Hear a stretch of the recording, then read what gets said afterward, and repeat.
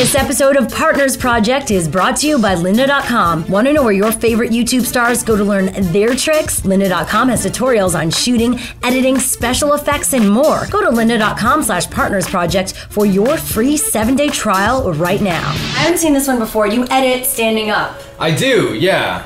Why?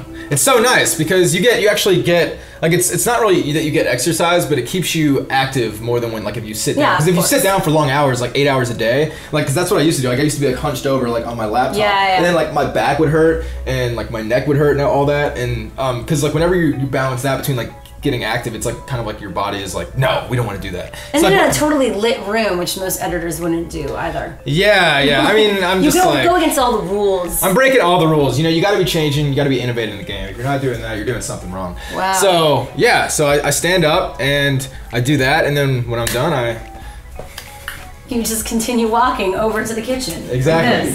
So what advice can you give people, like in terms of people who haven't started, who have started a bit? How can they make this into a full-time thing and get seen and get heard? I would say the best advice I could give is just like do what you like to do first and foremost. Like if it's not something that's like going to be fun to you, or if it's something that you're going to come in and like already look at it as like a job kind of thing, like that's probably not the best way to get started. But if it's something that like you're passionate about, and it could be anything, like, you know, if it could be like comedy stuff, like music stuff, like dramatic, anything that you want to do, and like that if you think you can translate it to like video, like you can get that on camera and like then do that. And like once you start doing that, like then that's when like you should probably like, you know, think about like how can I make this like better? How can I like turn this into like maybe some kind of like show where I can do this like every week? And then once you do that, then that's when like you want to start getting in touch with people and like working with people. And like if you can like corral all these three things, and I feel like that's a very good way to get started. How did you get people to watch your videos when you just started from nothing?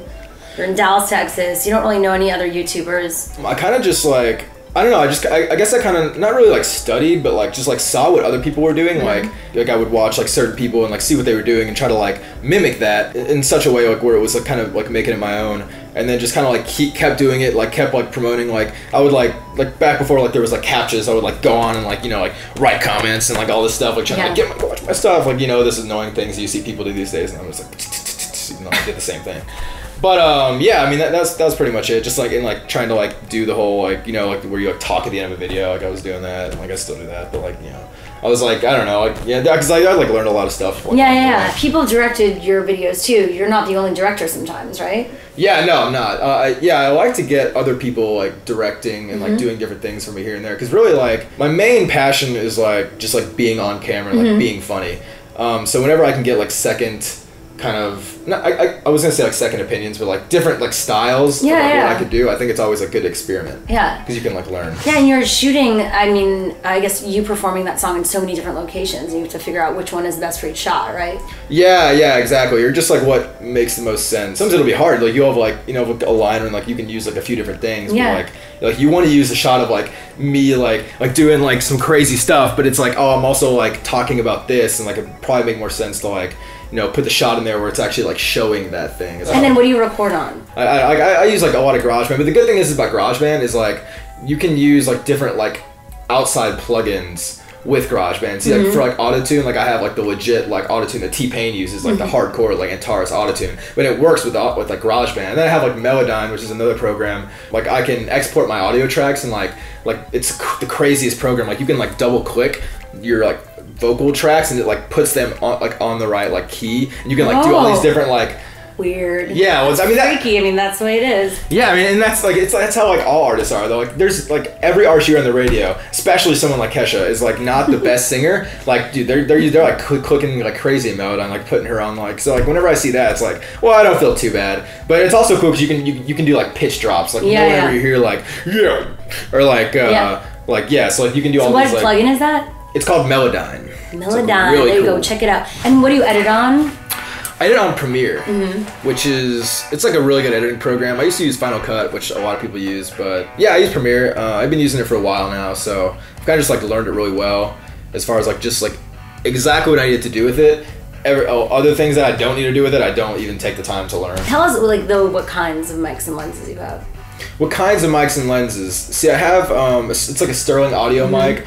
I don't really like, I'm not really that knowledgeable on like the mic. I know it's like a good mic. Dude recommended it to me. He was like, this is like, I was like, he was like, how much you want to drop? I was like, I want to drop this much money. Give me the best thing I can get. And he was like this. I was like, are you sure it's the best thing I can get? He was like, yeah. I was like, all right, then I want that. But I also have like a blue snowball mic, which is like $100 mic, really cheap, and it's like USB, and it's like really good. Like Blue is a really good mic brand. It's like if I'm on the go or if I'm like somewhere else, I'll use that. Is there though a secret towards, you know, what types of content you should be doing that works on YouTube?